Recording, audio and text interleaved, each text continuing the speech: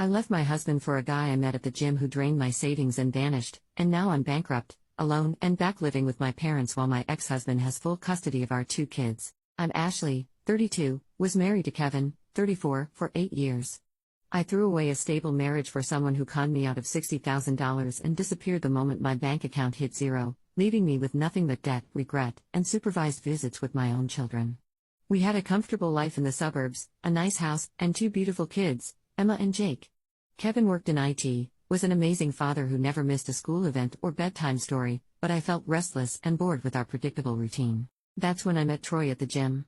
He was everything Kevin wasn't: confident, charming, exciting. Troy claimed he was an entrepreneur working on big real estate deals, always dressed well, drove a nice car, talked about investments and opportunities like money was never an issue. Troy started flirting with me during workouts, making me feel attractive and interesting in ways Kevin had stopped doing years ago. When he asked me to grab coffee after a workout, I said yes without thinking about the consequences. Coffee turned into dinner, dinner turned into long conversations about how unfulfilled I felt in my marriage. Troy was a good listener, making me feel like I had potential Kevin had never recognized. He told me I was too dynamic for suburban housewife life, that I deserved someone who appreciated my energy. I started staying out later, making excuses to Kevin about work events that didn't exist. Troy and I would meet at restaurants across town, live like we were both single.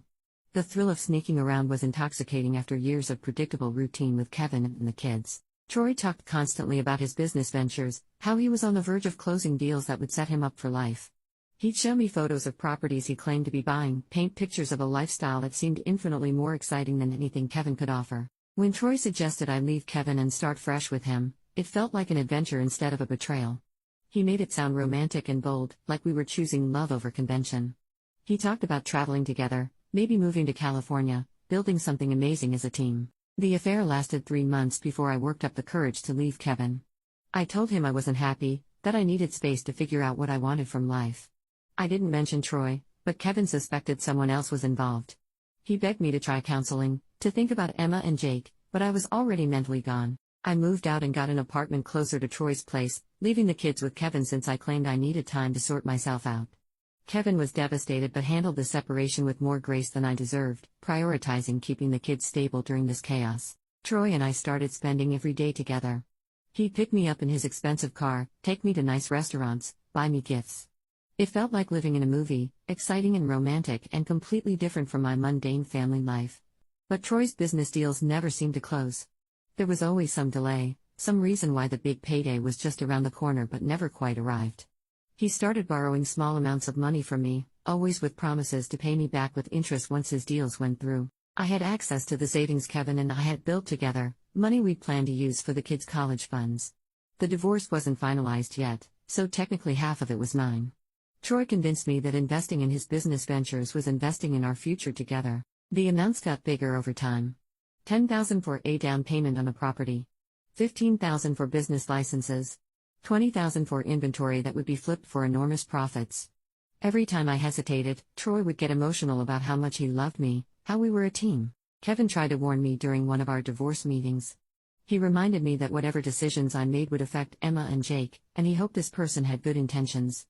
I was offended and defended Troy aggressively, saying the kids would benefit from seeing me happy instead of stuck in a boring marriage. By the time I realized something was wrong, I'd given Troy almost $60,000. Then Troy started becoming distant, canceling dates, seeming distracted. When I asked what was wrong, he said he needed space to focus on closing these crucial deals. The space turned into silence. Troy stopped responding to my calls entirely. When I went to his apartment, the landlord told me he'd moved out without leaving a forwarding address. His phone was disconnected, social media deleted, and he'd vanished completely. That's when I realized I'd been conned.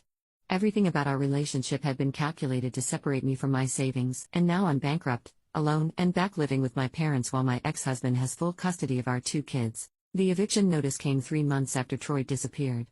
I'd been living off credit cards in denial, but $60,000 doesn't just reappear. I had to call my parents and explain why their 32-year-old daughter needed to move back into her childhood bedroom after abandoning her children for a con artist. Kevin finalized our divorce while I was moving back in with my parents. He was awarded full custody of Emma and Jake after I couldn't prove financial stability or provide a suitable living environment. The judge was particularly concerned that I'd spent their college fund on a boyfriend I'd known for 6 months, calling it evidence of poor judgment regarding the children's welfare. I get supervised visitation every other weekend at a family center. A social worker sits in the corner taking notes while I try to rebuild relationships with kids who barely understand why mommy doesn't live with them anymore. Emma keeps asking when I'm coming home, and Jake has started calling Kevin's new girlfriend Rachel Mama because she's the stable female presence in his daily life. Rachel is a teacher who seems to appreciate Kevin's stability and kindness in ways I'd stopped doing years ago. More importantly, she's wonderful with Emma and Jake, attending their school events and helping with homework while I sit in supervised visits trying to maintain relevance in my own children's lives. The bankruptcy filing was humiliating beyond words. Filing for bankruptcy at 32 because you gave your children's college fund to a con artist isn't exactly common. The lawyer kept asking if I understood that I'd stolen from my own children's future. My credit score is destroyed. I can't get a loan for a car, can't qualify for my own apartment. I had to take a job at a call center because my previous employer quietly let me go. I went from a comfortable office job to making minimum wage, starting over at an age when my peers are building careers. Troy was more thorough than I initially realized. He'd used my personal information to open credit cards in my name, running up additional debt before disappearing. The identity theft added another layer of complexity to my bankruptcy case. My parents try to be supportive, but I can see the strain this is putting on their retirement plans. They're spending money they'd saved for travel to support their adult daughter who abandoned her children for a con artist. Their friends ask polite questions about why I'm living at home instead of raising my kids. The supervised visits are the worst part of my week. Emma and Jake are polite but distant, like I'm a friendly stranger instead of their mother. They talk about Rachel's cooking, about the games she plays with them, about how she reads bedtime stories and helps with school projects. I'm being replaced in real time by someone who deserves to be their mother more than I do. Kevin sends cards on my birthday and holidays, but now they're signed from him, Rachel, Emma, and Jake. The kids draw pictures for me that Rachel obviously helped them make. Rachel is kinder to me than I deserve, considering I abandoned the children she's now raising. The financial recovery will take years, which means years before I can even petition for unsupervised visits with my own children. Even after bankruptcy discharge, rebuilding credit and saving money on a call center salary while paying child support is nearly impossible. My kids will be teenagers before I can afford to have them overnight again. I've tried dating, but what do I have to offer? I'm bankrupt, living with my parents, working minimum wage, and only see my own children under supervision.